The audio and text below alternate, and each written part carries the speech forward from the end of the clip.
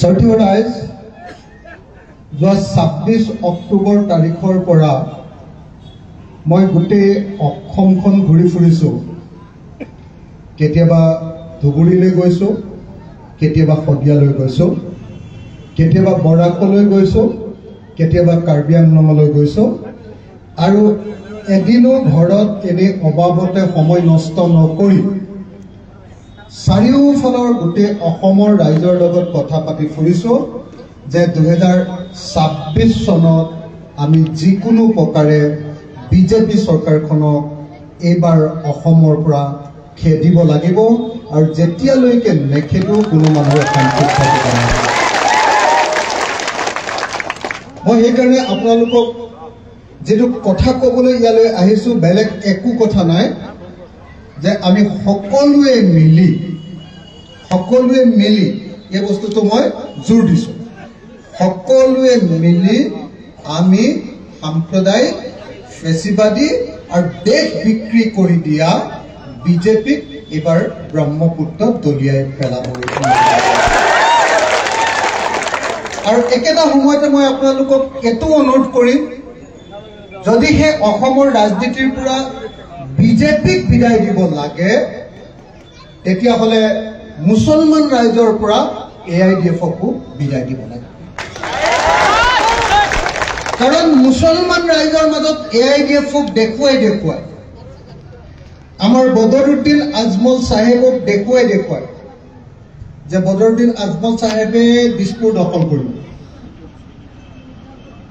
AIDFে চৰকাৰ বনাব, অসমৰ মুছলমান বিশেষকৈ যিটো তেওঁলোকে শব্দ কয় মিয়া মুছলমান মানুহে অসমৰ শাসন ক্ষমতা দখল কৰি পেলাব, অসমৰ অস্তিত্ব নাইকিয়া কৰি পেলাব, এই যিটো প্ৰচাৰ অপপ্ৰচাৰ কৰি থাকে, সেইটো কৰি থাকে মূলত বদৰুদ্দিন আজমল চাহাবৰ চেহেৰাটো দেখুৱাই দিয়ে।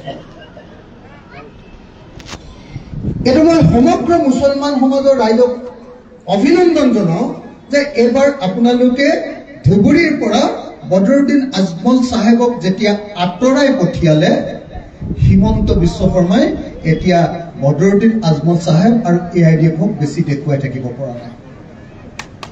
হয়নে নহয় আপোনালোকে চাওকচোন, হয়নে নহয়? সেইকাৰণে তেওঁ নতুন বুদ্ধি উলিয়াবলগীয়া হৈছে। এইবাৰ মহবুবুল হকক দেখিছেনে? মহবুবুল হকক তেওঁ আকৌ এই ইউনিভাৰ্চিটি এখন কৰিছে, ক'ত কৰিছে? মেঘালয় USTM নামৰ ইউনিভাৰ্চিটি এখন কৰিছে, সেইখনক এবাৰ দেখুৱাবলগীয়া হৈছে যে মহবুবুল হকৰ USTM ইউনিভাৰ্চিটিৰ কাৰণে গুৱাহাটীত বানপানী হৈছে। মাথা গৈছে হয়নে নহয় কওক?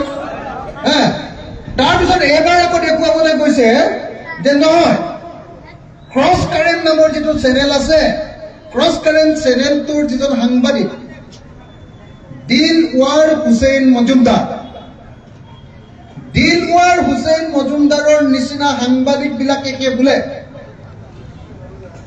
মানে হুছেইনটো মাজত আছে যে, সেইটোৰ কাৰণে তেওঁলোকে বোলে গোটেই অসমখনৰ গণ্ডগোল লগাই আছে। গতিকে দিলৱাৰ হুছেইন, তাৰ পাছত আপোনাৰ কি কয় মহবুবুল হক, আগতে যিটো আছিলে বদৰুদ্দিন আজমল চাহেব, এতিয়া এওঁলোকক নতুনকে আৱিষ্কাৰ কৰি দেখুৱাই আছে যে এইকেইটা মানুহক যেতিয়ালৈকে খতম, শব্দটো কি বুলি কৈছে, খতম যেতিয়ালৈকে নকৰিম হিমন্ত বিশ্ব শৰ্মাৰ ভাষা, তেতিয়ালৈকে বোলে অসম ঠাণ্ডা নহ'ব। তাৰমানে কাক টাৰ্গেট কৰি আছে?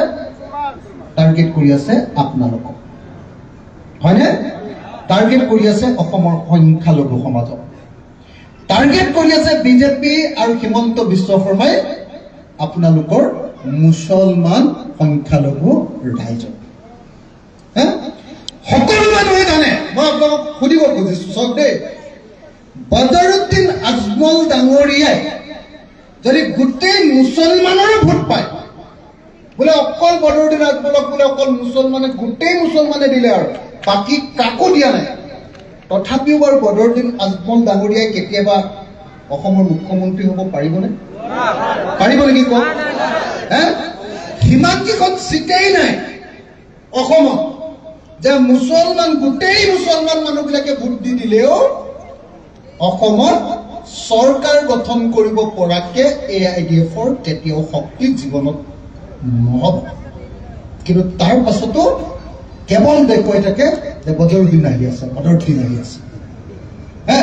আৰু আজমল চাহেবো এনেকুৱা টেঙৰ বস্তু, ঠিক ইলেকশ্যনৰ আগৰ আগে যাতে হিন্দু মুছলমানটো পুৰা হৈ যায়, মুছলমান মানুহবিলাকে যাতে বদৰুদ্দিন আজমল চাহেবক ভোট দিয়ে আৰু বাকী ভোটবিলাক যাতে হিমন্ত বিশ্ব শৰ্মাৰ কাৰণে যায়, সেইকাৰণে তেওঁ লগে লগে ইলেকশ্যন হোৱাৰ লগে লগে কৈ দিয়ে এইবাৰ আহি আছো অসমত দিছপুৰত চৰকাৰ কৰিব টুপি আৰু লুঙি মানুহবিলাকে। পানী নকয় কওক, দাড়ি আৰু টুপিয়ে চৰকাৰ কৰিব বুলি কয় নে নকয়? তো এনেকে মুছলমান আৰু হিন্দু দুজন সাম্প্ৰদায়িক নেতাই গোটেই অসমখনৰ মানুহবিলাকক শান্তিৰে থাকিব নোৱাৰা কৰিছে। হয়নে নহয় ৰাইজ? হয়নে নহয়? হয়নে নহয়? আপোনালোকে যদি মুখেৰে মাত নামাতে তেতিয়াহ'লে এনেকে শুই থাকক আৰু সদায়। যদি মুখেৰে মাত নামাতে, যদি মুখেৰে কবলৈ আৰম্ভ নকৰে, যদি সেই ঐক্যবদ্ধ নহয়, ঐক্যবদ্ধ মানে অকল মুছলমান মানুহকেইটা লগ হৈ মুছলমানক ভোট দি থাকিলেও কেতিয়াও নহব। একদম মূল সুঁতিৰ অসমীয়া মানুহক আপোনালোকে ভোট দিব লাগিব। মূল সুঁতিৰ অসমীয়া মানুহ। আজি অখিল গগৈ বুলি ক'লে, আজি ৰাইজৰ দল বুলি ক'লে উজনি অসমত আমাক বাদ দি পৃথিৱীৰ কোনেও চৰকাৰ কৰিব নোৱাৰে। গতিকে ৰাইজৰ দলৰ প্ৰতি যদি আপোনালোকে অলপো যদি মৰম নেদেখুৱায়, তেতিয়াহ'লে আন যাকে ভোট দি দিয়ক, লাগিলে আপোনালোকক সদায় বিদেশী বুলি কৈ থাকিব। গতিকে একদম স্পষ্ট কথা মই আপোনালোকক কবলৈ আহিছো, কোনো লোকদাক নোহোৱাকে আপোনালোকক কবলৈ আহিছো, যদি সঁচাকে অসমৰ সংখ্যালঘু ৰাইজ শান্তিত থাকিব লাগে, অসমৰ সংখ্যালঘু ৰাইজে অসমীয়া জাতিৰ লগত সম্পূৰ্ণৰূপে একলগ হৈ যাব লাগে, কোনোদিন যদি সংখ্যালঘু ৰাইজে কেতিয়াও বিপদ আপদ নোহোৱাকৈ অসমত একদম স্বাধীন নাগৰিকৰ নিচিনা জীয়াই থাকিব লাগে, অসমৰ মূল সুঁতিৰ লগত যদি একেলগে আগুৱাই যাব লাগে, তেতিয়াহ'লে আপোনালোকে কেৱল AIDFক নহয়, AIDFকটো ব্ৰহ্মপুত্ৰত দলিয়াবই লাগিব, লগতে আপোনালোকে অসমৰ মূল সুঁতিৰ ৰাজনৈতিক দলবিলাকৰ প্ৰতি সদিচ্ছা প্ৰদৰ্শন কৰিব লাগিব। ৰাইজৰ দলক ভোট দিয়ক, আমি আপোনালোকক অসমীয়া মূল সুঁতিৰ লগত একলগ কৰিম। বুজি পাইছেনে বাৰু কথাটো? যদি সঁচাকে বুজি পাইছে, ৰাজনৈতিকভাৱে যদি বুজি পাইছে, তেতিয়াহ'লে এইটোৱে আটাইতকৈ তাৎপৰ্যপূৰ্ণ কথা যে অসমৰ মুছলমান সমাজে সিদ্ধান্ত ল'ব লাগিব যে তেওঁলোকে মুছলমানৰ নেতা AIDFক ভোট দিব নে তেওঁলোকে অসমীয়া জাতিক প্ৰতিনিধিত্ব কৰা, সাম্প্ৰদায়িকতাৰ বিৰুদ্ধে যুদ্ধ কৰা, বিজেপিক ৰঙা চকু দেখুৱাব পৰা, বিজেপিক অসমত ঠাণ্ডা কৰি দিব পৰা অসমৰ মূল সুঁতিৰ ৰাজনৈতিক দলক ভোট দিব, সেই সিদ্ধান্ত অসমৰ মুছলমান সমাজে গ্ৰহণ কৰিব লাগে।